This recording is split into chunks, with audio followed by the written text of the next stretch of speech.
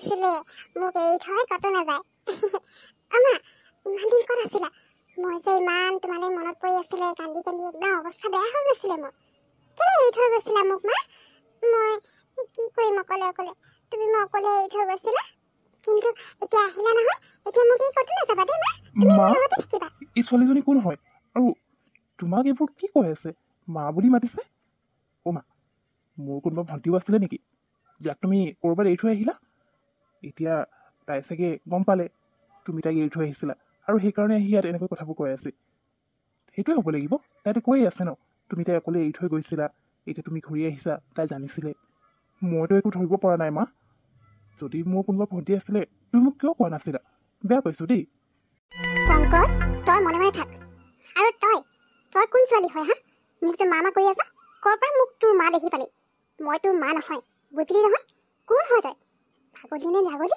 এনেকৈ আহি যাকে তাকে মা কৰি আছে ক'ত কোনে এৰি থৈ গ'ল খংহে উঠিছে আঁতৰ ইয়াৰ পৰা অথনিৰ পৰা আমাক ইয়াত আমনি কৰি আছে কোন যে ছোৱালী হয় নহয় এইবোৰৰ পৰা বাচি থকাই ভাল আছে এইবোৰ এনেকুৱা নাটক কৰিব ধনী মানুহ দেখিলে আৰু টকা লুটি গুচি যাব সেইকাৰণে এইবোৰৰ কথা বিশ্বাস নকৰিবি বল আমি যাওঁ ইয়াৰ পৰা আই এম ৰিয়েলি চৰি মেম একচুৱেলি তাই মোৰ ফ্ৰেণ্ড হয় আৰু কেইবছৰমান আগতে তাইৰ মাক ঢুকাইছিল আৰু তেতিয়াৰ পৰা তাই অকলশৰীয়াও হৈ গ'ল আৰু তাইৰ মানসিক অৱস্থাটো ইমান ভাল নহয় সেইকাৰণে ক'ৰবাত কাৰোবাক দেখিলেই নিজৰ মা বুলি ভাবি তাই এনেকৈ ক'বলৈ আহিছে আপোনালোকে প্লিজ তাইক খং নকৰিব তাই জানি বুজি একো কৰা নাই মই তাইক এতিয়া ইয়াৰ পৰা লৈ গৈছোঁ মা অ' মা তুমি একো কোৱা নাই কেলে মই ইমান দিনৰ পৰা তোমাৰ কাৰণে ৰৈ আছিলোঁ আৰু তুমি এতিয়া মনে মনে আছা যে মা মোৰ লগত ব'লা আকৌ ঘৰলৈ মই অকলে অকলে সদায় আছিলোঁ এতিয়া তুমি আহিলা মই তোমাক ক'তো যাবলৈ নিদিওঁ ব'লা মা ব'লা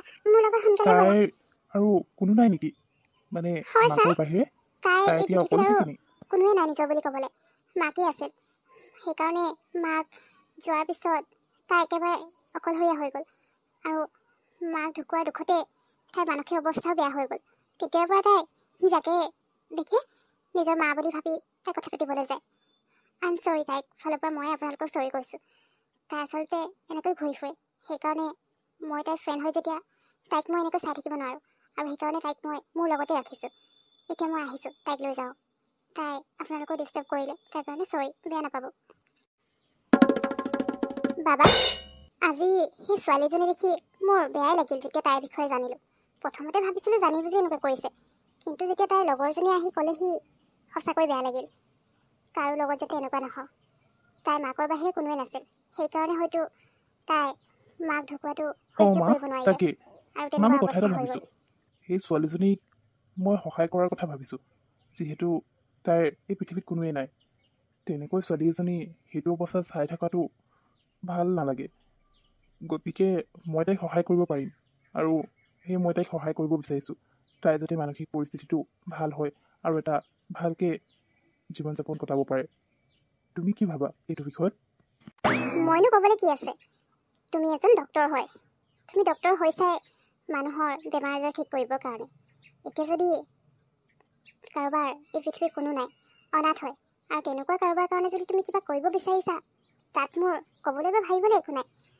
তোমাৰ যি ইচ্ছা তাকে কৰা মই তোমাৰ লগত আছোঁ তোমাৰ কামবোৰ সদায় মই তোমাক ছাপোৰ্ট কৰিম থেংক ইউ ছ' মাছ মা তুমি যি ভাল তুমি দেখা সঁচাকৈ তাকে কৰা মোক প্ৰত্যেকটো ক্ষেত্ৰতে ছাপোৰ্ট কৰি আহিছা সঁচাই মই বহুত লাকি হয় তোমাৰ নিচিনা মা এগৰাকী পালোঁ নহ'লে কিছুমানৰ মাকেতো ছাপোৰ্ট কৰিবই নিবিচাৰে তুমি সঁচাই বহুত ভাল আছা ঠিক আছে মই কাইলৈ গৈ তেতিয়াহ'লে তাইৰ ফ্ৰেণ্ডজনীক প্ৰথমতে বিচাৰিব লাগিব তাইৰ লগত কথা পাতি তাইক মই ইয়ালৈকে লৈ আহিম ইয়াত থাকিলে মানে তুমিও তাইক চাব পাৰিবা কাৰণ তাই তোমাক নিজৰ মা বুলি ভাবিছিল যেতিয়া তুমি যদি তাইৰ মাক হৈ তাই চোৱা চিতা কৰা তাই হয়তো সোনকালে সুস্থ হৈ যাব গতিকে তাইক মই ইয়ালৈকে লৈ আহিম হ'ব দিয়া মা মোৰ এতিয়া কাম আছে কৰি লওঁগৈ হেল্ল' ছাৰ আপুনি মোক মাতি পঠিয়াইছে কওকচোন কিয় মাতিছিলে হেল্ল' মোক একচুৱেলি কালি তোমাৰ ফ্ৰেণ্ডগৰাকীক লগ পাইছিলোঁ যে মানসিক অৱস্থা ভাল নহয় বুলি কৈছিলা তাইৰ এই পৃথিৱীত কোনো নাই বুলি ক'লা সেইকাৰণে মোৰ বেয়া লাগিল মই এজন ডক্তৰ হয় আৰু তাইক দেখি এনেকুৱা লাগিলে তাই সুস্থ হ'ব আৰু সেইকাৰণে মই তাইৰ ট্ৰিটমেণ্ট কৰিব বিচাৰিছোঁ গতিকে তোমাৰ যদি কোনো আপত্তি নাই তাইক মই মোৰ লগত লৈ যাব পাৰিম নেকি তাইৰ ট্ৰিটমেণ্টৰ কাৰণে কি ছাৰ আপুনি সঁচাকৈ তাইক ট্ৰিটমেণ্ট কৰিব মোৰ কোনো আপত্তি নাই তাই সোনকালে সুস্থ হোৱাটোৱে মই বিচাৰোঁ। আৰু তাৰ কাৰণে যি খৰচ হ'ব সেইখিনি মানে কিমানমান খৰচ হ'ব বাৰু? তাই সোনকালে সুস্থ হ'লে মোৰ বহুত ভাল লাগিব। তাইটো অৱস্থা ময়ো চাই থাকিব পৰা নাই।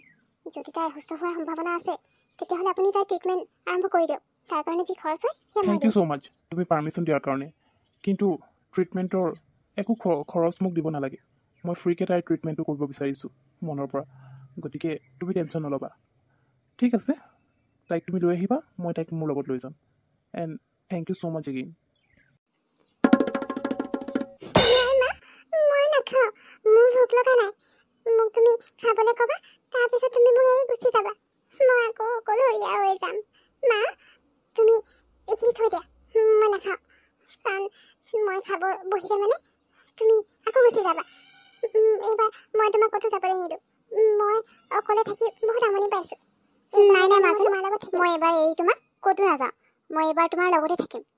কিন্তু এতিয়া যদি তুমি একো নোখোৱা মই সঁচাকৈ গুচি যাম। তুমি খালে মানে মই তোমাৰ লগতে ইয়াত থাকিম আৰু ক'তো নাযাওঁ।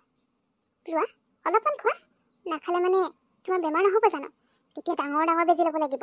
গতিকে সোনকালে কেইটামান খোৱা। কি? মই বেমাৰ হ'লে মানে ডাঙৰ ডাঙৰ বেজি ল'ব লাগিব? নাই নাই মা, ইমান ডাঙৰ বেজি মই ল'ব নোৱাৰোঁ। মই খাম মা। দিয়া মই খাম। তুমি ইয়াতে বহি থাকা। তুমি উঠি গ'লে মানে মই নাখাওঁ। মোৰ ভয় লাগিব তেতিয়া তুমি এৰি গ'লা বুলি। কাৰণে তুমি ইয়াতে বহি থাকা, তেতিয়াহে মই খাম। ঠিক আছে মাজনী, মই তোমাৰ লগতে ইয়াতে বহি আছোঁ। তুমি এতিয়া খোৱা, মই ক'তো নাযাওঁ। আৰু লাগিলে মানে ক'বা দেই, ভালকৈ খোৱা। মা, তাইৰ এতিয়া মানসিক অৱস্থাটো কেনেকুৱা? আগতকৈ অকণমান ভাল হৈছেনে? কথাবোৰ তাই বুজি পোৱা হৈছেনে বাৰু? মইতো তাইৰ ট্ৰিটমেণ্ট কৰি আছোঁ। আৰু তুমি তাইক মেডিচিনবোৰ টাইমমতে দিছা নাই? আজি তাইক ট্ৰিটমেণ্ট কৰি থকা 6 মাহেই হ'ব। অলপ যদি মানে আগতকৈ ভাল হোৱা হ'লে মনটোৱে ভাল লাগিল হয়। কিন্তু এতিয়ালৈকে চিন্তা একো নকৰিবি, ৰিজাল্টটো পোৱা নাই। সকলো ঠিক হৈ যাব।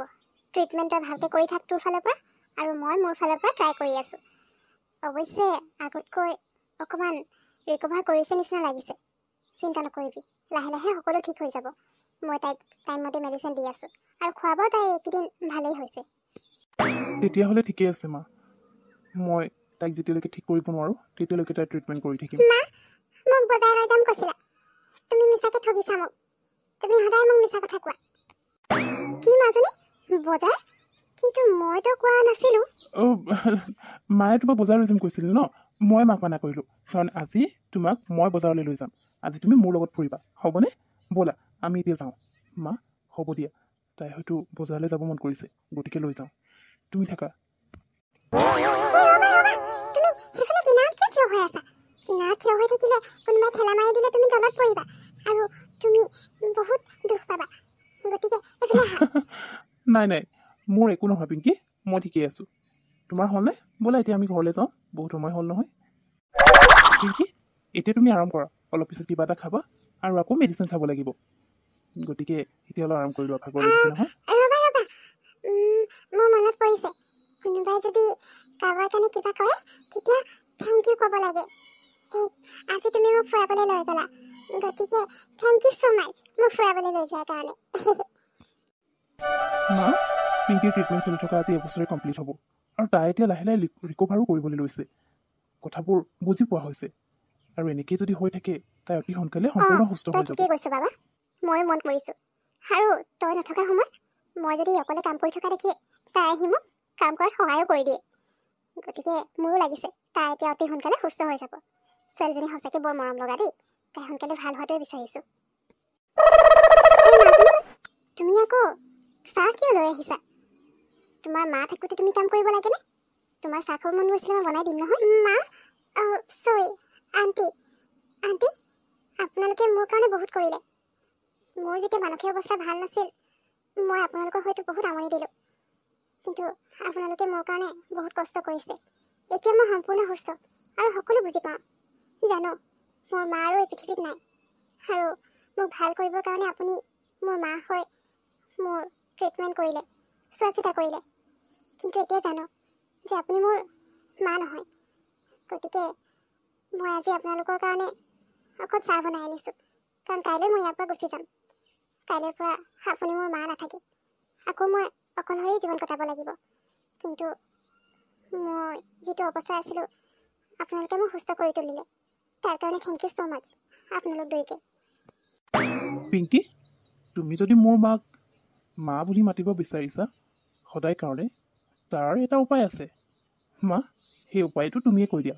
তোমাকতো মই আগতীয়াকৈ কৈ মই ৰাখিছোঁ। কৈ আছোঁ পিংকি, সেই উপায়টো হ'ল মই তোমাক এইখন ঘৰৰ বোৱাৰী কৰিব বিচাৰিছোঁ, কাৰণ বাবাই তোমাক পচন্দ কৰে। তুমি আমাৰ ঘৰত থকা আজি 1.5 বছৰেই হ'ল, আৰু এই 1.5 বছৰ দিনত তোমাক আমাৰ চবৰে ভাল লগা হ'ল। তুমি সঁচাকৈ বৰ মৰম লগা ছোৱালী, আৰু এই পৃথিৱীত তোমাৰ নিজৰ বুলিবলৈ কোনোৱেই নাই। গতিকে ময়ো তোমাক এইখন ঘৰৰ পৰা যাব দিব বিচৰা নাই। তোমাৰ যদি কোনো আপত্তি নাই তেতিয়া তুমি ইয়াৰ পৰা নগ'লেও হ'ব, আৰু তোমাক মই এইখন ঘৰৰ বোৱাৰী কৰিম। কি আণ্টি, মইতো ভবাই নাছিলোঁ মোৰ ভাগ্যখনো যে কেতিয়াবা ইমান ভাল হ'ব। মোৰ কোনো আপত্তি নাই, ময়ো ইয়াৰ পৰা যাব বিচৰা নাছিলোঁ, কিন্তু উপায়ো নাছিল। কিন্তু আপুনি এতিয়া যি কৈছে তেতিয়াহ'লেতো কথাই নাই আৰু মোৰ আণ্টি বুলি কিয় কৈ আছা? এফালে কৈছে তোমাৰ কোনো আপত্তি নাই, ইয়াৰ পৰা যাবলৈ মন নাই, আৰু আনফালে মোক আণ্টি বুলি কৈ আছা যে। আণ্টি নহয়, এতিয়াৰ পৰা সদায় কাৰণে তুমি মোক মা বুলি ক'বা, বুজিলানে? তেন্তে তোমালোকৰ বিয়াখন সোনকালে কৰাই দিয়াটোহে কথা আৰু ন? আজিহে মোৰ মনটো ভাল লাগিছে, মই বিচৰা ধৰণে মোৰ বোৱাৰীজনী পালোঁ।